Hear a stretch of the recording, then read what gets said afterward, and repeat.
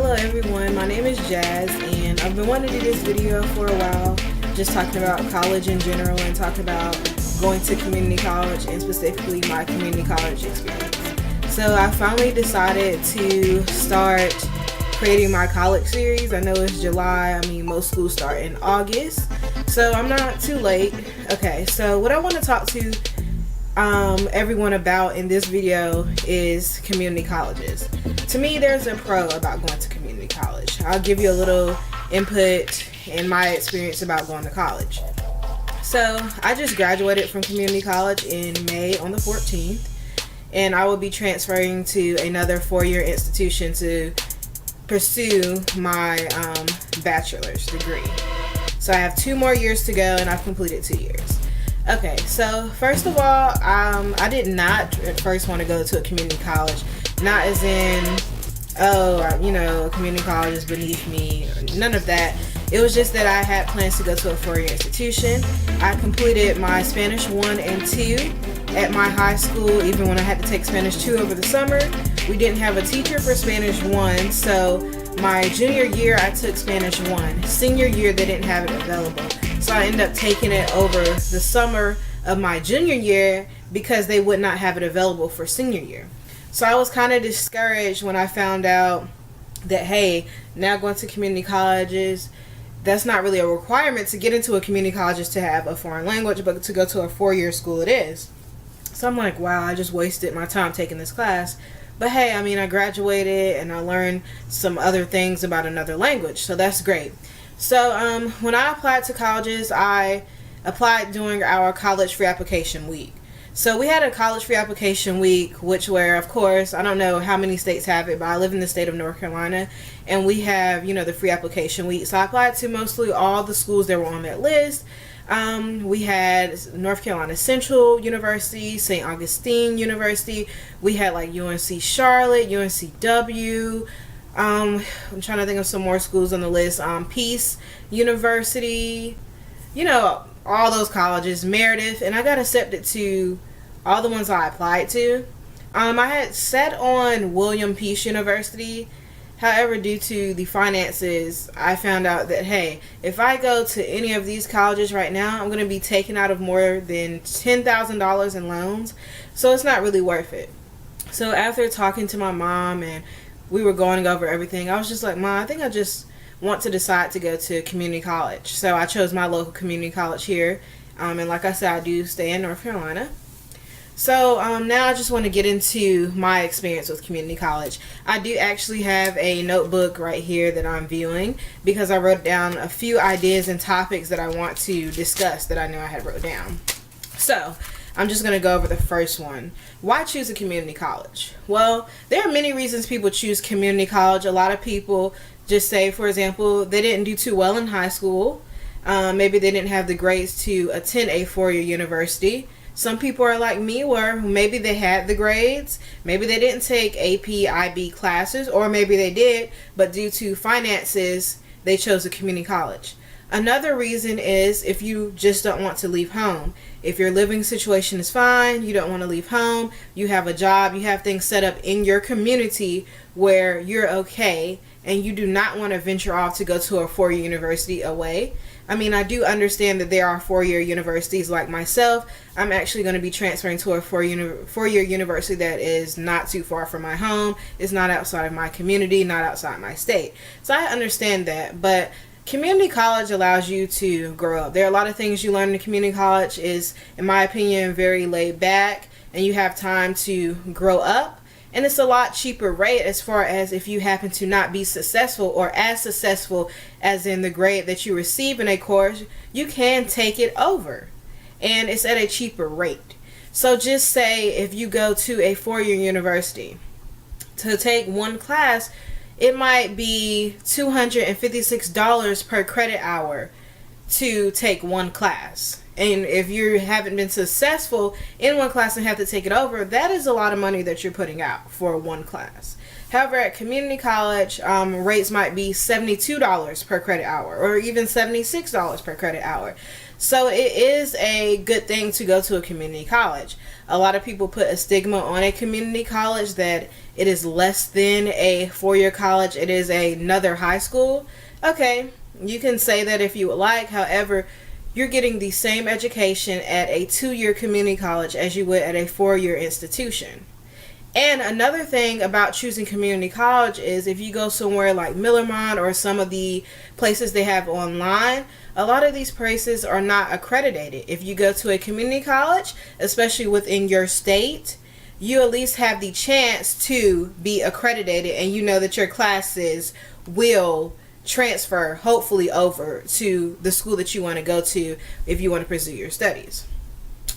So community college is great, and it's great that they're now improving their opportunity for transfer students and allowing it an easier process to transfer to a 4-year university by gaining your associate's degree. And you have many associate's degrees as well. So you have associates in arts. I graduated with associates in arts to transfer because I want to study communications. So hopefully all my credits, I'm in the process of doing that now, will transfer, and so far they are, and that way I can go directly into my major when I enter my 4-year university. In my junior and senior year, I can focus on my internships, my major electives, and I don't have to worry about taking my math, taking statistics, taking quantitative literacy. All that is finished. The only courses that I will have to worry about at this point that I know of, as far as you would say those general ed classes, would be my foreign language, because I did not take that at my community college. However, at my community college, I have my associate's in arts degree and 63 credits to carry over into my 4-year degree, which requires 120 credit hours. So a lot of people say do not get your associate's degree at a community college. I won't say I disagree, but it's to my advantage in the situation that I am in now to have completed my associate's degree. So here's the thing. You don't only have associates in arts degree at community college. I know at the community college that I attended, we had associates in arts, associates in science, associates in applied sciences. Then we had AFA, which is the associates in fine arts. So those were the main associate's degrees we have, as well as engineering program. Now, engineering program works differently. A lot of your classes are going to transfer. However, engineering is more intrigue, is more math, and is more hands-on. So with applied sciences, that degree is sought out for students who they want to get their degree at the community college and they want to go right out to the workforce. So just say if you want to choose any of those health related fields and you're like, well, hey, I don't think I really want at this moment or at all, I don't think I want to go to a 4-year institution. I think I want to get my applied science degree and move forward in my career. Hey, there's nothing wrong with that, because you can get your certifications along the way and get out there in the workforce, and you're able to get a job. And you also have certification when you do interviews and to put on your resume for that job. Community college has a lot of great options that people overlook. For example, if you're someone that, hey, I don't really want to take, these math classes or these Englishes, or I've taken these Englishes and they require prerequisites and I wasn't able to get through the prerequisite courses. I know like here we have DRE and we have the DMS for math, which is pretty much where you have to take shells. So the shells might say math 10 through 50. So that means when you came to community college and took your placement test, you did not meet criteria to go directly into a math. For example, I was taking quantitative literacy, which is our 143 math here in North Carolina, and I did not meet the requirements through taking my placement test to go directly into that math. So I had to take the DMS shell 10 through 50 in order to take that math. But the best thing about that is that it's an online based course, and most of those classes you do have to come in and exceed it because of the fact that you were struggling. But you can also work at your own pace with the online software to get through it. So that means, just say the class starts in August and it ends, just say, November, December. Well, if you happen to get through your modules and take your testing beforehand, and you just say you finish in November versus December, or just say the class ends officially December 20th and you finish on the 10th, you no longer have to go to that class because you are finished with your modules. The only downside about taking a course like that is if you have to get through modules 10 through 50 and you finish 10 through 40, you have to take out and pay for another semester because you did not complete 50. You completed 10 through 40, so you need to pay for that class again in order to finish. Which, at the rate that community college is, you can say, hey, that's the downside. But however, if you go to a four-year institution and you have the same placement test, you'll be in the same class. And you're going through the same process. A community college is at a cheaper rate. So that is definitely a plus for me that it's at a cheaper rate. Another thing is if you just say take that course and you completely fail that course, for example, like the reading course or even the math course, you're just not passing the test. Okay, a lot of time financial aid will pay for you to take it a second time. Sometimes you have to go in and talk to an advisor or counselor to get them to waive the fee and say, hey, this student is struggling, they're coming to get help, but we need, this child to take this class again. They will allow it, and that sometimes you have to pay out of pocket. However, paying that fee out of pocket is a lot better than paying a fee at a four-year university. Especially if you're trying to get the experience and get the hang of college. Failing a course, I can see happening. I didn't personally fail a course. I did have many tough courses, statistics. I had American literature. Those are tough courses. A lot of other resources that I would like to mention in addition to the associate's degrees would also be the help offered at community colleges. I know at my community college we have something called disability support services where you can go and kind of state like, hey, I have difficulty reading or I'm dyslexic. Can I take my test for my English class or math class in a different location, a quiet location, just alone by myself? Or, hey, I need extra help with X, Y, and Z. And they can help you. We also have something at my community college that is a tutoring session. We have various tutoring sessions. We have a learning lab and you can take learning style tests. We have also an area, it's called the ILC, Individualized Learning Center. They have math, science, reading, writing, and they have them throughout all the community college campuses. So my community colleges has probably like 6 or 7 campuses. It's hard to kind of keep up. We have North Campus, we have Main Campus, we have the Criminal Justice base campus, the Beltline Education Center there. So what is important about those things is that pretty much at every campus you have those services available to you. And for me, going to a community college, I would choose the campus that I want to attend. Kind of like a four-year college. If you go to a four-year institution and they have like Northern Campus, Southern Campus, you want to choose the one that is closer to your location for you to transport back and from, since you do not have on-campus living. So that is one thing that I would definitely suggest. Another thing is community college is great for older adults who have their four-year degree, but however for their job they need to come back in and get certifications or take a self-interest class and change their major, or they're going for criminal justice to business, or they're going from pastry and baking to maybe a different chef position or anything of that nature. You can always go back to your local community college and get those skills. So I think that is a plus with community college and why it makes it so great. It's something in the community. It's providing education and a place to get educated in the community. And the wonderful thing about that is that at community colleges, it's not kind of like a four-year college. Well, this person had 100 community service hours and this person had 30, so we're only going to accept the person at 100.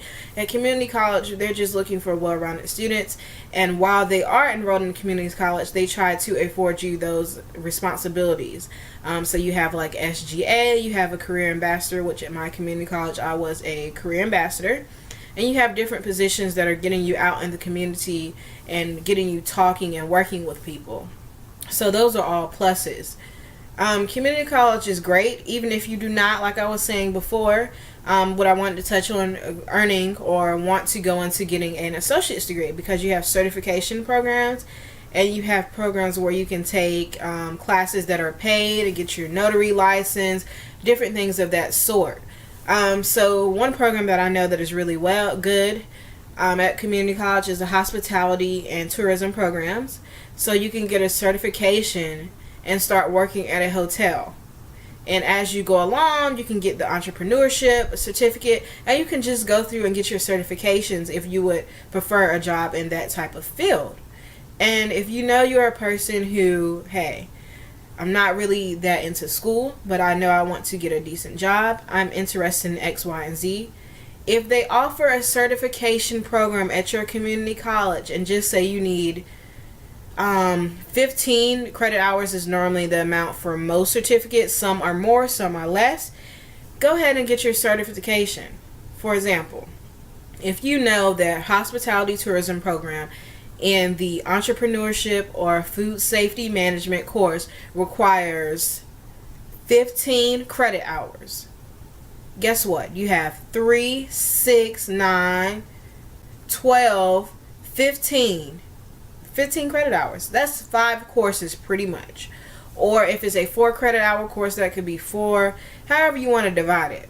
But you can finish your certification in a year or less, and you can apply to jobs or go to your community college career center, which is a great place to go, and talk to them and say that, hey, I'm working on my certification in food management, I'm working on my certificate. Just say at this point you have 1 course left, and you say, hey, I have 1 course left. I need you to help me find a job in this field. I'm looking for something in this field, and I want to apply my certification to this field. Do you know of any place that is hiring or looking for anyone, or somewhere that I can apply to just get a head start and get into that field? That is a great option. I say always go to your career center.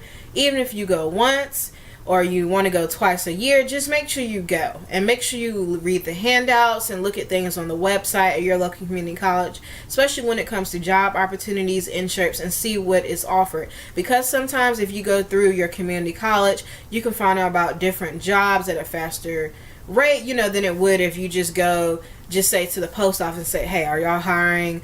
I have X, Y, and Z. Or you go to a bank and say, hey, I'm studying accounting, I have X, Y, and Z. Or if you go through your community college and just say they have a virtual chat and you get to talk with the bank, and they're saying, oh, we're looking for a community college student, we would love to interview you. And throughout that virtual chat, you talk, and then you end up having a face-to-face meeting, and hey, you get the job. So those are pros with community college. Like anything else, you just have to step up and research and take part of the events and things that are offered. Events at community college are really they're great. For example, at my community college, we always had like spring fling, Christmas events, different things like that. And it made it fun because at community college, a lot of people have classes at different times. You have night, you have day classes.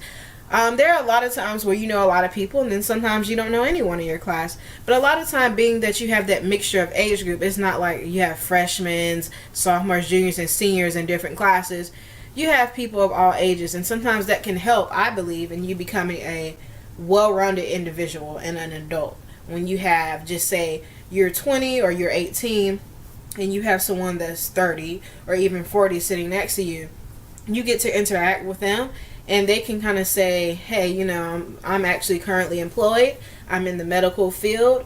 And although I do have my 4-year degree, hey, I'm coming to my local community college to get a certification in X, Y, and Z at my job, so I can continue at my position and learn more and learn about this new technology that will be used in my work environment.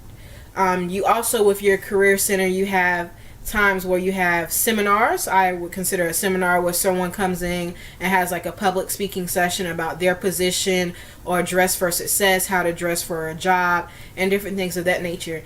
And those events are very helpful. So I'm very into careers. I'm very into the youth. That's very much what I'm into. So those events are really great to go to.